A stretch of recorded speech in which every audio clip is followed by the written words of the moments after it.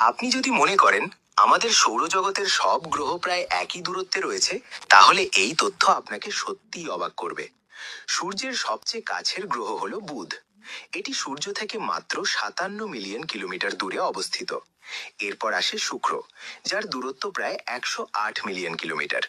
তারপরেই রয়েছে আমাদের নিজের গ্রহ পৃথিবী, সূর্য থেকে প্রায় 149 মিলিয়ন কিলোমিটার দূরে।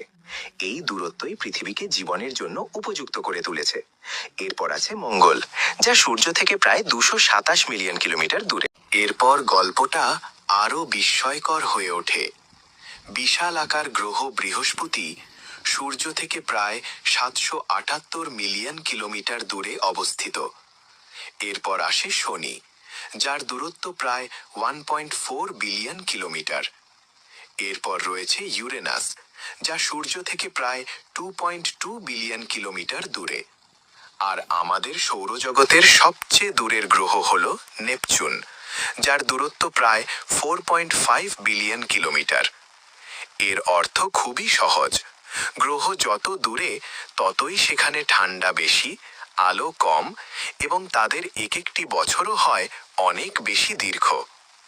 এরকম নতুন নতুন বিজ্ঞান ভিত্তিক ভিডিও দেখবার জন্য আমাদের চ্যানেলটি সাবস্ক্রাইব করুন। আমাদের চ্যানেলের নাম মোহাম্মদ সাজিল।